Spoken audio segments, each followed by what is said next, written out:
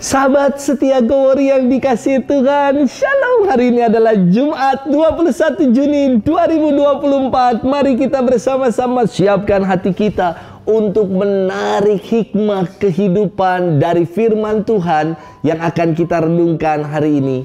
Hari ini kita merayakan peringatan wajib Santo Aloysius Gonzaga Biarawan. Aloysius Gonzaga mempunyai nama kecil Luigi. Ia lahir tanggal 9 Maret tahun 1568. Ketika ia berusia 7 tahun, Aloysius gemar sekali berdoa dan mendaraskan mazmur. Di usianya ke-10, ia membuat keputusan untuk tidak mau menyakiti Tuhan dengan dosa. Dan di usianya ke-12, ia menerima komuni dari Kardinal Carolus Borromeus yang juga menjadi orang kudus. Pada usianya yang ke-17, Aloysius meninggalkan gelar kebangsawanannya untuk menjadi seorang imam. Ia masuk dalam novisiat Yesuit dan dikenal sebagai seorang Yesuit yang berbelas kasih. Suatu kali, Italia diterjang wabah penyakit pes dan kelaparan. Aloysiuslah yang memberi diri menjadi relawan di rumah sakit hingga akhirnya ia terkena penyakit menular itu. Aloysius meninggal di usia 23 tahun di hari raya tubuh dan darah Tuhan. Jenazahnya dimakamkan di gereja Annunziata di samping Kolose, Roma. Dan di kemudian hari dipindahkan ke gereja Santo Ignatius. Hari ini kita akan bersama-sama mendengarkan sabda Tuhan yang diambil dari Injil Matius 6 ayat 19 sampai dengan 23. Kita siapkan hati kita. Haleluya, haleluya, haleluya, haleluya. Berbahagialah orang yang miskin di hadapan Allah, sebab milik merekalah kerajaan Allah. Haleluya, haleluya, haleluya, haleluya. Tuhan bersamamu dan bersama rohmu. Inilah Injil suci menurut Matius. Dimuliakanlah Tuhan. Dalam khotbah di bukit berkatalah Yesus, "Janganlah kalian mengumpulkan harta di bumi. Ngengat dan karat akan merusaknya, dan pencuri akan membongkar serta mencurinya. Tetapi kumpulkanlah bagimu harta di surga.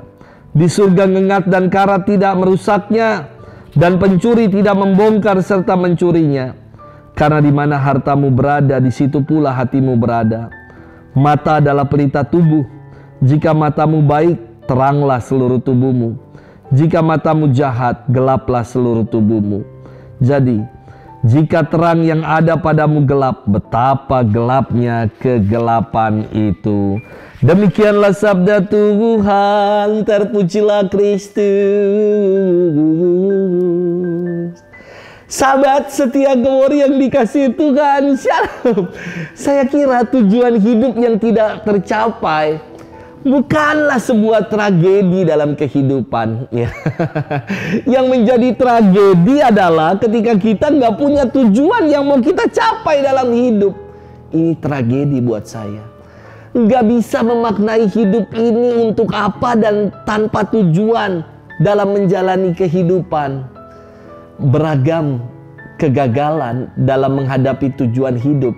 Dalam renungan saya, mungkin bisa jadi kesempatan untuk kita menggapai sesuatu yang lebih baik lagi. Dalam hidup itu selalu ada naik turun, tetapi yang penting kita punya arah, punya tujuan. Kalau nggak punya arah, nggak punya orientasi atau tujuan dalam hidup, inilah yang akan menjadi tragedi dalam kehidupan. Karena hidup akan seperti rutinitas saja. Hidup tanpa makna, hidup akan berlalu dengan sia-sia begitu saja. Saya rasa hidup bukanlah tentang mendapatkan apa yang kita inginkan, namun mengajak kita untuk menghargai dan mensyukuri apa yang sudah kita dapatkan. Sahabat setia Gowori yang dikasihi Tuhan, firman Tuhan hari ini sangat indah. Yesus menunjukkan arah atau tujuan hidup kita, yakni untuk mengumpulkan harta di surga.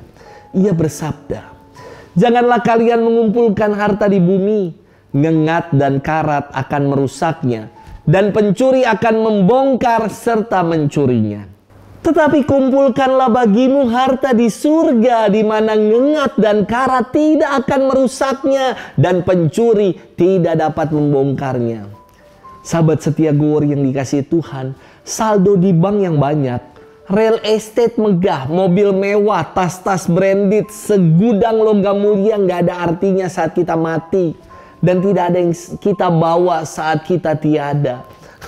Semua yang ada di dunia ini akan kita tinggalkan dan sifatnya fana saja. Tetapi yang kekal adalah mengumpulkan harta di surga. Apa maksud dari mengumpulkan harta di surga? Fokus dan tujuan arah hidup kita pada Yesus, mengindahkan ajarannya, menunaikannya dalam keseharian hidup. Inilah mengumpulkan harta di surga. Kita bersaksi, mengasihi, peduli, berbagi dengan mereka yang berkekurangan, yang tersisih. Inilah makna mengumpulkan harta di surga. Sahabat setia Gowori yang dikasihi Tuhan, Yesus bersabda, "Di mana hartamu berada, di situ pula hatimu berada." Jangan jual hati ini demi materi yang tidak akan kita bawa mati. Mari kita arahkan hati kita pada Tuhan, sebab Dialah harta yang tak ternilai buat kita. Selamat bermenung, dan Tuhan memberkati kita selalu dalam nama Bapa dan Putra dan Roh Kudus. Amin.